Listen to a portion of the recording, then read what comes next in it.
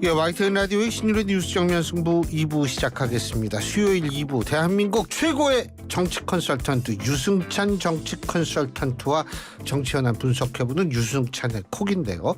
오늘도 유승찬 정치 컨설턴트 나와 계십니다. 어서 오십시오. 안녕하세요. 예, 대표님 지역번호 02로 걸려오는 전화 받으세요? 요즘은 거의 잘 안 받아요. 안 받죠? 070도 잘 안 받습니다. 070은 받으실 필요 없어요. 네. 근데 02로 걸려오는 전화는 요새 받으셔야 돼요. 왜? 청취율 조사 기간이거든요. 지역번호, 청취율. 예, 지역번호 02로 걸려오는 전화를 받으셔서 뭘 들었느냐? 신율의 뉴스 정면 승부 5시부터 7시까지 매일 듣는다. 이렇게 답해 주시면 여러분의 그 한 문장이 저희한테 굉장히 큰 도움으로 다가오고요.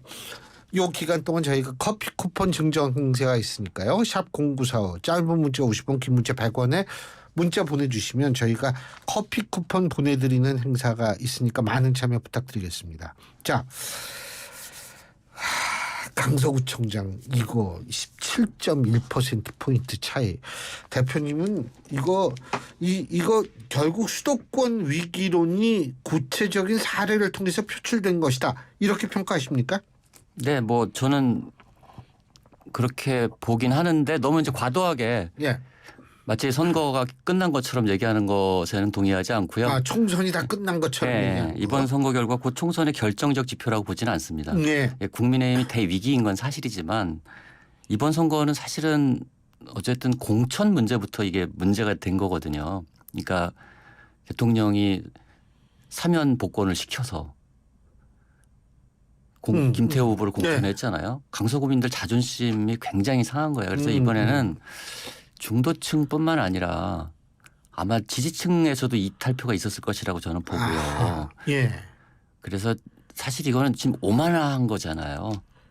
그렇죠. 그렇죠. 예. 결격 사유를 제공하신 분을 다시 공천한다는 건 그렇죠. 국민들 입장에서 보면 그래 한번 해보자는 거야 우리랑 뭐 이런 느낌으로 다가왔을 수 있고 저는 그래서 만약에 이거를 야당이 이재명 대표가 가지 않고 정권 심판론으로 치르지 않았으면 표 차이가 더 났을 거라고 봅니다. 저는. 그래서 정권 심판론이 되니까 막판에 그 보수 유권자들이 지식들이 보수 지식들이 막판에 투표장에 더 갔을 것이다. 저는 이렇게 예측이 좀 되고 물론 뭐 사실은 아닙니다. 제가 그냥 생각하는 거니까. 아니 그건 우리가 알 수가 없죠. 누가 누굴 찍었는지 어떻게 합니까? 그래서 저는 이거를 심판 프레임으로 보지 않고 일단은 강력한 경고의 표현으로 봤습니다. 경고의 표현. 그리고 그것은 후보자 공천부터 좀 그쵸. 문제가 있어서 결국 그 결과물이다. 그렇죠. 그리고 국정 기조를 전환하라는 어떤 국민들의 경고다. 예. 만약에 기조를 전환하지 않고 기존에 하던 대로 계속 가면 총선에선 정말 더 큰 심판을 할 것이다. 뭐 이런 의미로 해석하는 게 맞다고 봅니다. 그 말씀은 뭐 수도권이 민주당의 탓밭이다. 뭐 예를 들면 뭐 영남이 국민의힘 탓밭이 이렇게 된 것은 아니다. 그죠? 근데 이게 최근 내가 이게 그래서 요 질문을 갖고 이제 보니까 지금 18대 총선 그러니까 2008년 총선 때 이제 그 한나라당이 압승을 했어요. 수도권에서도. 그때 보니까 서울이 민주당이 7 한나라당이 40 그리고 창조한국당이라고 있지 않았습니까? 그게 한석을 했어요. 문국현 후보가 한석을 했어요. 근데 이제 19대부터는 민주당이 우위에 섭니다. 그래서 수도권에서 민주당이 65대 43으로 이겼고요. 20대 총선 때는 82대 35 그리고 21대 총선 때는 103대 16이거든요. 이게 지금 엄청난 차이가 벌어졌잖아요. 근데 지금도 보니까 강서구청장 선거에서도 볼 수 있지만 수도권에서 이제 소두권도 수도권이라고 딱 보면 안 되고 서울, 인천, 경기 뭐 이렇게 나눠서 봐야 되잖아요. 따로. 네. 서울은 여론조사 추이로는 국민의힘이 좀 우세했어요. 좀 우세하죠. 경향적으로. 인천은 보합세. 경기는 민주당이 좀 우세한 지역. 그렇죠. 이렇게 됐는데 근데 이번에 이제 강서구청장 선거를 대패하다 보니까 야 이거 서울도 정당 지지대로 안 될 것 같아. 뭐 이런 위기감들이 이제 올라오는 건 사실인 것 같아요. 그리고 국민의힘 입장에서는 이렇다 할 만한 후보가 없다. 뭐 이런 얘기들이 계속 나오고 있거든요. 그래서 뭐 하태경 의원이 선제적으로 이제 뭐 서울 출마를 선언했잖아요. 그렇죠. 그러면서 이제 뭐 이 TK, PK 중진들 서울 출마를 압박하고 있는 모양새가 있는데 저는 근데 후보 문제 이전에 이 수도권이라는 데는 이 중도층 민심이 굉장히 강하게 그 어필을 하는 데거든요. 이정현 대표도 그 저희 방송 인터뷰에서 그 얘기 하셨어요. 네, 그렇기 때문에 대통령의 국정 기조가 대전환돼야 됩니다. 그러니까 적어도 국민의 60%가 반대하는 일을 자꾸 밀어붙이면 안 되고요. 그리고 이 개각해야 되고 사실 이번 선거에서 제가 제일 아쉬운 건 우리나라 정치에 없는 게 뭐냐 지금 가장 부족한 게 뭐냐 하면 책임지지 않아요. 우선 그 여야 다 마찬가지예요. 일례로 이재명 대표는 대선을 지고 책임지지 않았고요. 예. 여기는 이게 저 선거를 지면 원래 대표가 책임을 지게 돼 있거든요. 그렇죠. 책임이 쇄신인 거예요. 예. 책임을 지는 게 쇄신이라고요. 그렇죠. 근데 책임을 안 지고 쇄신을 하겠다고 그건 그러니까. 무슨 말이다. 책임을 지는 게 쇄신이다. 근데 정의당의 이정미 대표도 1.83% 얻고 책임을 안 져요. 안 지죠. 예. 요새 제가 그게 요즘에 유행 모양이에요. 제가 예. 되게 기이한 걸 느낀 게 이정미 대표랑 김기현 대표랑 되게 닮았어요. 메시지가. 책임을 안 지겠다. 쇄신하겠다. 이 얘기를 계속 하고 있는데 근데 사실은 그렇게 해서 안 된다는 거거든요. 지금까지 안 한 쇄신을 앞으로 어떻게 합니까? 그렇죠. 그래서 책임지는 모습이 안 보여지고 있고 이렇게 가면 사실은 수도권 선거를 하기가 굉장히 어려워집니다. 그러니까 국민의힘 입장에서. 그래서 저는 이번에 이제 그 대통령께서 차분한 변화를 말씀하셨잖아요. 그 들으셨죠? 차분한 변화. 이 차분한 변화. 근데 이게 변화의 방점이 있는 건지 차분함에 있는 건지. 차분한 게 내 방점이 있는데. 예. 그렇게 해석하는 사람들이 많더라고요. 이게 차분하게 될 일이 아니지 않습니까? 그렇죠. 그래서 김기현 대표 체제는 지금 뭐 2기라고 표현하지만 굉장히 짧은 2기가 될 거라고 저는 봅니다. 그러면 잠깐만요. 이준석 대표가 2주 후에는 어차피 바뀔 것이다. 동의하십니까? 2주는 지나가겠. 2주는 더 걸리겠죠. 왜냐하면 국정감사 기간이기 때문에 예산국회 있지 않습니까? 예. 12월 3일까지 3일 날 한다는 보장도 없고 맨날 늦어지니까 예산안 의결도. 그러면 저는 이제 12월 중순까지는 갈 거다. 근데 그때까지 당 지지율이나 여러 가지 지표들이 복원이 안 될 가능성이 전 굉장히 높다고 보고요. 그리고 이번에 신임 지도부 보니까 또 다 TK 이 분들을 또 포진시켰더라고요. 근데 이게 쇄신입니까? 이게 지금 이게 쇄신이라고 볼 수 없지 않습니까? 뭔가 새로운 인물이 있어야 하고 적어도 수도권에서 수도권 의원을 중용하는 모습이라도 보였어야 되는데 지금 그런 모습이 안 보이기 때문에 저는 올해를 넘기지 않을 것 같다. 김기현 2기 체제가. 두 가지 길이 있는 겁니다. 이 국민의힘은 그러니까 비대위 체제를 만드는 길이 있고 요즘 이 문화일보 동아일보에서 계속 쓰고 있는 이른바 윤석열 신당 얘기가 지금 이건 뭔가 의도적으로 흘리고 있다고 저는 보고 있어요. 그러니까 여론의 동향을 보기 위해서 의도적으로 흘리고 있다고 보고 있는데. 근데 가능한 전 대통령주의를 그만큼 돼야지 그게 가능할 것 같은데. 근데요. 이게 지금 가령 대통령실에서 이번 선거 패배의 책임을 대통령의 국정기조 때문이라고 볼 것인지 국민의힘의 무능함 때문이라고 볼 것인지 이거 한번 생각해 볼 대목입니다. 근데 사실은 윤석열 대통령이 원래 국민의힘에 대한 대단한 애착을 갖고 있다 이렇게 보기 힘든 측면이 힘들죠. 있죠. 원래부터 예전에 그 김종인 전 비대위원장도 신당 창당 얘기를 꺼낸 적이 있고요. 그리고 거기 김한길 지금 국민통합위원장은 그 일을 하고 계신 거잖아요. 지금 그 밑그림을 그리고 계신 거잖아요. 그러니까 가령 우리나라 대통령 신당의 역사가 대표적으로 3번 있었어요. 김영삼 대통령의 신한국당이 있었고 김대중 대통령의 그때 새천년 민주당. 그게 이제 그때 16대 총선인가? 그 하나 임박해서 만든 거예요. 16대 맞을 거예요. 예, 신한국당은 15대 총선 4개월 전에 만들었고요. 16대 총선 얼마 전에 16대 총선 3개월 전에 새천년 민주당 나왔고 여긴 형편없는 성적을 거뒀죠. 새천년 민주당은. 17대 총선 얼마 전에 열린우리당 생겼잖아요. 그죠. 노무현의 열린우리당. 그러니까 대통령 신당이 역사가 이렇게 있어요. 그러니까 윤석열 신당이 꼭 나오지 말라는 법은 없어요. 물론 그렇죠. 그렇기 때문에. 근데 16대 사천년 민주당 만들었는데 당시 김대중 대통령의 사천년 민주당이 졌어요. 망했죠.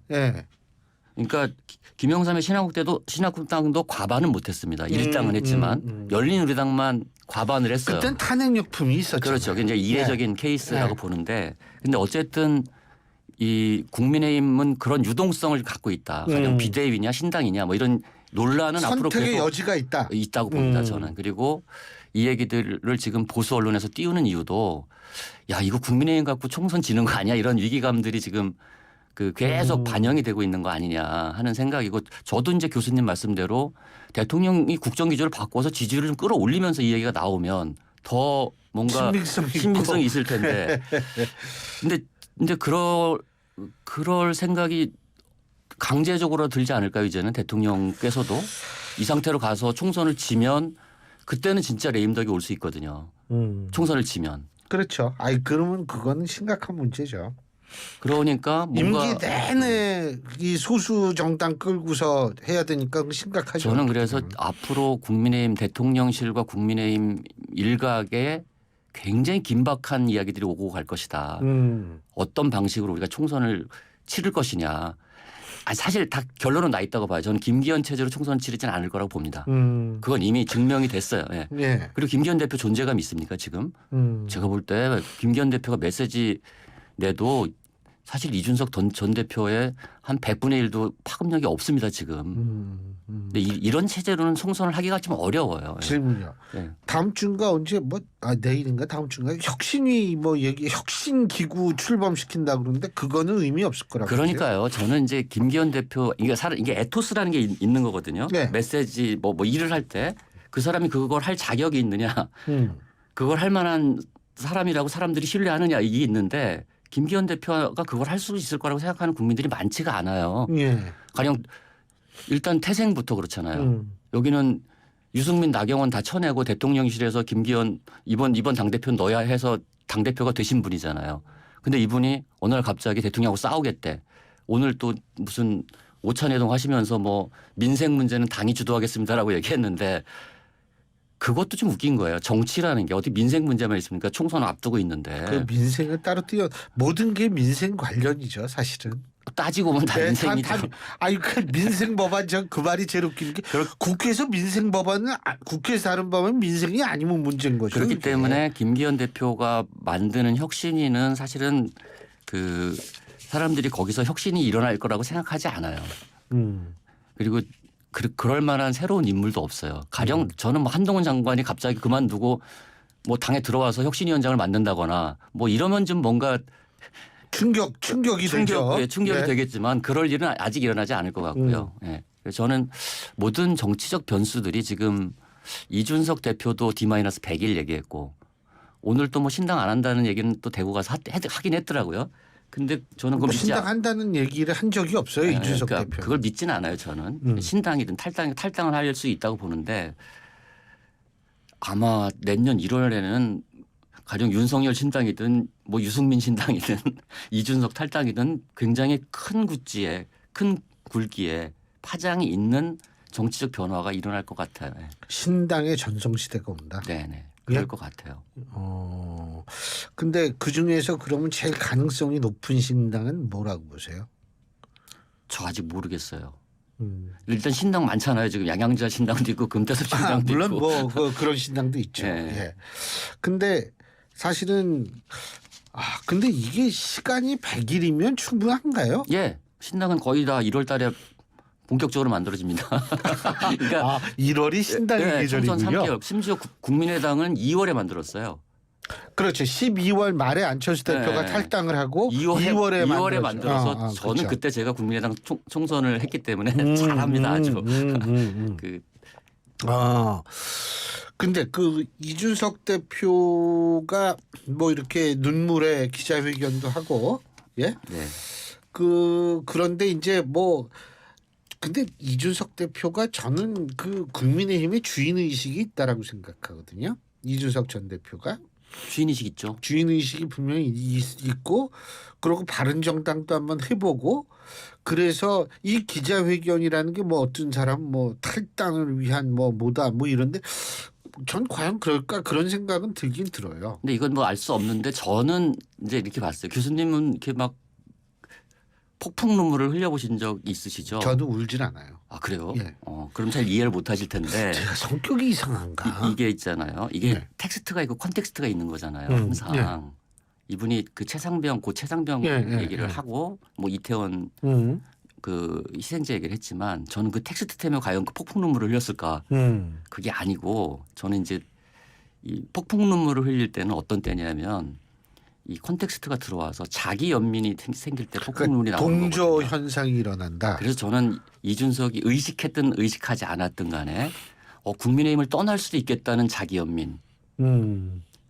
그 기자회견을 하면서 저는 그런 것들이 올라오지 않았을까 하는 저만의 그 독특한 해석을 하고 있어요. 그래서 저는 이별을 준비하는 기자회견이었다라는 생각을 좀 하고 있고요. 뭐 물론 본인은 뭐 오늘 그걸 부인했지만 그래서 이 약간 자기 연민의 발현이 굉장히 강했다. 난 그래서 저도 기자회견을 봤거든요. 일부러 그 유튜브를 찾아서 봤는데 정말 엉엉 울더라고요. 콧물 막 흘려가면서. 그래서 그런 게 있었고 그리고 이준석 의원의 기자회견을 자리를 깔아준 건 또 안철수 의원 아니겠습니까? 안철수 의원은 사실은 그 비대위원장은 저예요라고 대통령실에 손을 든 거거든요. 저요. 근데 이준석 제명을 요청했지만 당내에서도 대통령실에서도 반응은 되게 냉담한 상태잖아요, 지금. 안철수 의원은 안철수 다움도 좀 잃어버린 것 같고 이준석하고 싸우면서 뭔가 지도자 다움도 좀 잃어버린 것 같고 그래서 왜 저렇게까지 지금 안철수 의원이 쓰는 언어가 안철수다운 언어들이 아니에요. 그렇잖아요. 그쵸, 그렇게 맞아요. 센 말들을 많이 말씀이신지. 안 했잖아요. 네. 무슨 말씀이지? 네. 근데 무리해서 이준석을 공격하는 목적이 있을 텐데 그거는 이제 이 큰 격차로 선거를 지니까 이제 비대위 체제가 올 거라고 예상을 하지 않았겠습니까? 뭐 그런 맥락들이 좀 있지 않을까. 어쨌든 이준석 대표의 기자회견의 가치를 더 키워줬죠. 이제 그런 호응들이. 네. 그런데 뭐 어쨌든 이준석, 유승민 두 분이 글쎄 뭐 이거는 좀 지켜봐야 되는데 아까 또 말씀하셨을 때 김한길 국민화합위원장인가요? 통합위원장이죠. 예, 네. 그 통합위원장 말씀도 잠깐 하셨는데 이분이 다시 등장을 할 가능성이 있다고 보시는 저는 거예요? 있다고 봅니다. 그러니까 이거는 이제 어쨌든 총선을 앞두고 국민의힘도 윤석열 대통령이 제일 절실할 겁니다. 총선 승리가. 물론 민주당도 절실하겠죠. 근데 대통령 입장에서 보면 너무 뻔하잖아요. 지금이야 여소야대가 그냥 원래 조성된 상태에서 대통령이 되셨지만 대통령이 돼서 치르는 첫 번째 총선에서 패배하면 그거는 타격이 너무 크지 않습니까? 그럼 선거를 이길 수 있는 길을 찾을 겁니다 아마. 그러려면 뭔가 수도권에 어필할 수 있고 중도 통합 이미지를 갖고 있는 인물을 찾게 돼 있죠. 그것이 뭐 신당이든 뭐 비대위원장이든 혹은 뭐 한간에는 뭐 우리 김한길 위원장께서 뭐 비서실장을 하고 싶다는 한간의 소문도 있긴 하지만 어쨌든 저는 이 인적 쇄신 플러스 그 국정 기조 전환 이 두 가지를 하지 않을 길이 없습니다. 그러니까 총선을 어쨌든 이기려고 한다면 그런 측면에서 저는 김만길 역할을 할 수 있다. 이번 총선에서 그렇게 봅니다. 그러면은 예를 들면은 김한길 김한길 위원장 같은 경우에 민주당 대표까지 지내셨던 분이고 그러면은 민주당에서 또 이 갈등이 좀 이렇게 있을 때 그쪽 인사들도 이렇게 좀 중도적 인사도 이렇게 좀 모셔오고 그럴 가능성이 충분히 있다고 봐야죠. 왜냐하면 지금도 뭐 아직도 이제 민주당 안은 뭐 가결파를 징계하느니 마느니 뭐 이런 어떻게 보세요? 그 징계할 거라고 보세요? 징계 최소한으로 하겠죠. 해도. 최소한으로 아주 하겠죠. 최소한. 네. 그러니까 한두 명 대놓고 말한 사람 빼고는 징계하지 않을 것이고요. 그 징계 부담이 굉장히 크고요. 그렇죠. 근데 제가 오늘 벌어진 일 중에 눈여겨본 게 이제 그 42개 전 민주당 구청장들 합동 출마 선언을 했거든요. 못 봤어요, 저. 그 42명. 근데 그 42명 숫자가 요새는 그것도 합동으로 하는군요. 이건 제가 그냥 직감으로 말씀드리는 건데 이번에 그 가결 관련해서 40 플러스 마이너스 알파 뭐 이런 거 있었잖아요. 예. 근데 민주당 구청장 출마 선언한 사람이 42명이에요. 그러면 이 구청장들이 다 지역에 들어가 있거든요. 가령 박성수 전 송파구청장 같은 경우는 지금 남인순 의원 지역구에서 활동을 하고 있어요. 그러면 이 40이라는 숫자가 나오지 않습니까? 이 전직 구청장들은 그리고 실제로 조직이 있고 파워가 있습니다. 그 지역구에서. 그렇겠죠. 예. 그러면 그 현역 의원들 아니 생각해 보세요. 구청장 하는데 국회의원 3명인 구가 많잖아요. 네. 그러면 위기감을 느끼지 않겠습니까? 거기 그렇죠. 현역 의원들이 지금 경선을 해야 되는데 이 전직 구청장들이 저렇게 집단적으로 친명을 주장하면서 네. 출마를 한 상태란 말이죠. 예. 이게 저는 앞으로 이게 민주당의 엄청난 갈등의 불씨가 될 수 있다. 뭐 이렇게 봅니다. 근데요, 거기 구조가 당원, 그러니까 여론조사 50, 이 당원 권리당원 50 이렇게 돼 있죠. 네네. 근데 권리당원의 친명이 많잖아요. 강성 친명. 지금은 압도적이라고 봐야 압도적이죠. 됩니다. 네. 자, 그런 상태에서 그 비명들이 그 경선해 가지고 어떻게 살아남겠어요? 그래서 현역들도 살아남기가 쉽지 않은 구조가 된 거예요. 그러니까 그리고 이제 이 수도권 선거를 그동안 민주당이 많이 이겼잖아요. 예. 그러니까 전직 구청장들이 많은 거예요. 그러니까 후보군들이 많은 거죠. 후보가 많은 거죠. 예. 예. 그게 상당히 위협적인 후보들이 좀 많아진 거. 이런 것들이 현역 의원들한테는 엄청난 압박감으로 좀 작용할 가능성이 있죠. 그러면은 그쪽이 그렇게 아주 이 엑사이팅하게 돌아가면 관심이 더 많이 갈 거고 그러면 더 유리해지는 거 아니에요? 그렇죠. 아무래도 관심 가는 게 어쨌든 민주당은 후보가 넘쳐나서 문제고 국민의힘은 후보가 없어서 문제거든요. 지금. 예. 예. 예. 근데 지금 선거가 이렇게 길게 남은 게 아니잖아요. 후보가 그렇죠. 어디서 급조되는 건 아니거든요. 예. 근데 그런 측면에서 저는 국민의힘은 또 다른 측면에서 단지 정당 지지율뿐만 아니라 또 다른 측면에서 위기감을 좀 느낄 필요가 있다. 저는 그렇게 봅니다. 그러니까. 이 지지율 잠깐만 제가 더 여쭤보는데 지금 지지율이 뭐 이준석 대표는 뭐 20%대 되는 대통령 지지율 20%대 되는 지지 여론조사가 나올 것이다. 뭐 이렇게 예언을 했는데 또 나오긴 했어요. 근데 그거 말씀하시면 안 돼요. 그거는 왜 그러냐면 또 찾아야 돼요. 예. 근데 뭐 그렇게 예언을 했는데 이 동조화 현상 다시 말해서 야, 이 강서구청장 17% 포인트 차이 났다. 결국 이 동조화 현상 아니겠어요? 어떻게 보세요? 그렇죠. 그죠? 안 그렇게 생각하는 사람도 그렇게 생각하고. 아니 원래 선거 결과에 따라서 진 쪽은 지지율이 내려가고요. 그렇죠. 이긴 쪽은 지지율이 네. 올라갑니다. 그거는 동조화 현상 정확하게 그거 맞고요. 그죠? 예. 근데 그럼에도 불구하고 지금 여전히 대통령 지지율이 낮고 예. 긍정과 부정의 차이가 20%를 넘잖아요. 예. 이 상태는 굉장히 위험한 상태라고 봐야죠. 위기감을 느끼셔야 돼요. 우리 만약에 총선을 뭐 앞두고. 느끼겠죠. 네. 느끼리라고 믿습니다. 근데 중요한 거는 뭐 이걸 어떻게 이제 앞으로 잘 좀 국민은 계몽의 수단이 아니고 그럼요. 예. 이 쫓아가야 되는 그러한 존재라는 거를 좀 잘 알았으면 좋겠습니다. 오늘 말씀 여기까지 듣겠습니다. 고맙습니다. 네, 감사합니다. 예, 지금까지 유승찬 정치 컨설턴트였습니다.